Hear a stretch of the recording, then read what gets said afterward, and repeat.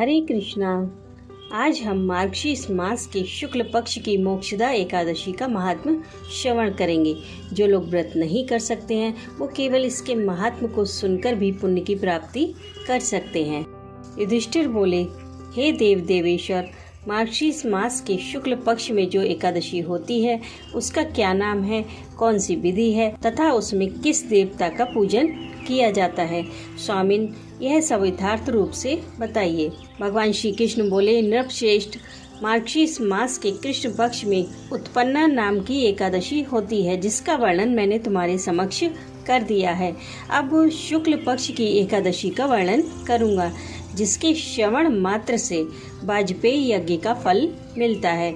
उसका नाम है मोक्षा एकादशी यानी कि मोक्षदा एकादशी, जो सब पापों का अपहरण करने वाली है। राजन, उस दिन यत्न पूर्वक तुलसी की मंजरी तथा धूप दीप आदि से भगवान दामोदर का पूजन करना चाहिए।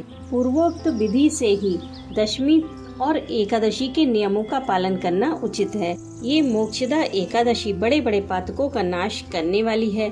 उस दिन रात्रि में मेरी प्रसन्नता के लिए नृत्य, गीत और स्तुति के द्वारा जागरण करना चाहिए। जिसके पितर पापवश नीच योनि में पड़े हैं वे इसका पुण्य दान करने से मोक्ष को प्राप्त होते हैं। इसमें तनिक भी संदेह नहीं है। पूर्व काल की बात है, वैष्णवों से विभूषित परम रमणीय चंपक नगर में बैखानस नामक राजा रहते थे।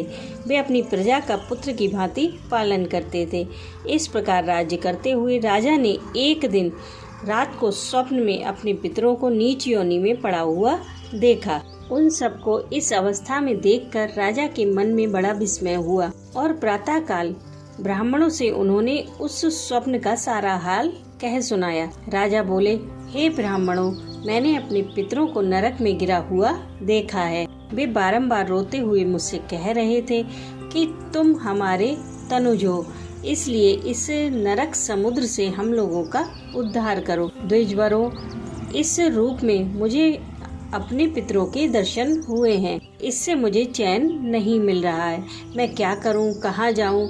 मेरा हृदय रोंधा जा रहा है।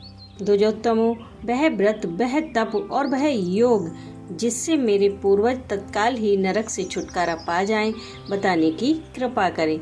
मुझ जैसे बलवान और साहसी पुत्र के जीते जी मेरे माता पिता घोर नरक में पड़े हुए हैं, अतः ऐसे पुत्र से क्या लाभ है? ब्राह्मण बोले, राजन, यहाँ से निकट ही पर्वत मुनि का महान आश्रम है। वे भूत और भविष्य के ज्ञाता भी हैं। नृपश्रेष्ठ, आप उन्हीं के पास चले जाइए। ब्राह्मणों की बात सुनकर महाराज बैखानस शीघ्र ही पर्वत मुनि के आश्रम पर गए और वहाँ उन मुनि श्रेष्ठ को देखकर उन्होंने दंडवत प्रणाम किया और प्रणाम करके मुनि के चरणों को स्पर्श किया। मुनि ने भी राजा से राज्य के 7 अंगों की कुशलता पूछी।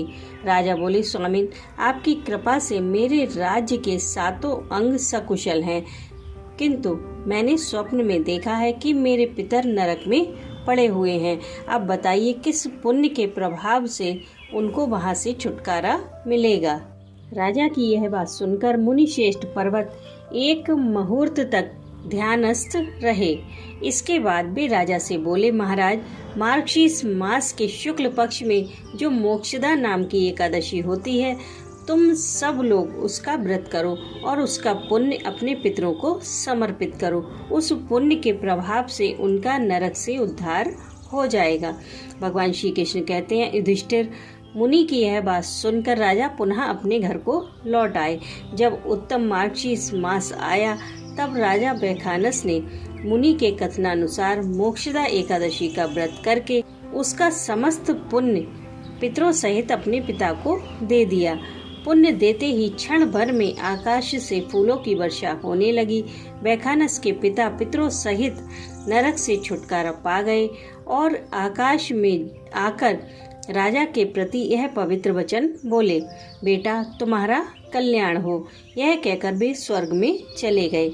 राजन, जो इस प्रकार कल्याणमयी मोक्षा एकादशी का व्रत करता है उसके समस्त पाप नष्ट हो जाते हैं और मरने के बाद वह मोक्ष को प्राप्त कर लेता है।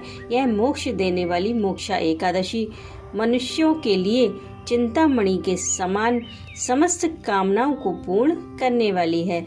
इस महात्म्य के पढ़ने और सुनने से वाजपेयी यज्ञ का फल मिलता है। बोलो एकादशी माता की जय।